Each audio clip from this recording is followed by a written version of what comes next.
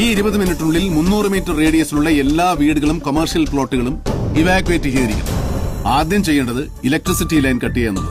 പക്ഷെ അങ്ങനെ ചെയ്താൽ കറണ്ട് പോയാൽ ആ സെക്കൻഡിൽ വീടുകളിലൂടെ എമർജൻസി ലൈറ്റുകൾ ഓണാകും, അല്ലെങ്കിൽ എമർജൻസി ബാറ്ററികൾ ഇഗ്നൈറ്റ്. അങ്ങനെ സംഭവിച്ചാൽ ആ നിമിഷം തീവണം. അതുകൊണ്ട് വീട്ടുകാരെ അലർട്ടാക്കിയ ശേഷം ഈ ബാറ്ററി എക്യുപ്മെന്റ് ഓഫ് ആക്കിയിട്ട് വേണം ഇവാക്യുവേറ്റ് ചെയ്യാൻ. അപ്പൊ എങ്ങനെയായിരിക്കണം evacuation process? Do you have A plan? ഇവിടെ നമ്മൾ 3 ടീമായിട്ട് സ്പ്ലിറ്റ് ചെയ്യണം. പോലീസിന്റെ നേതൃത്വത്തിലുള്ള ടീം മെഗാഫോൺ വഴി ആളുകൾക്ക് നിർദ്ദേശം കൊടുത്തുകൊണ്ടിരിക്കണം.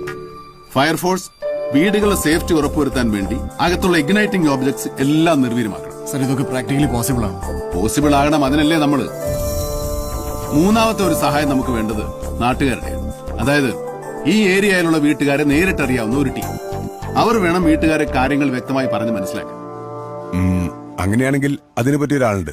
അയാൾക്കാണെങ്കിൽ നാട്ടുകാർ പേരെടുത്ത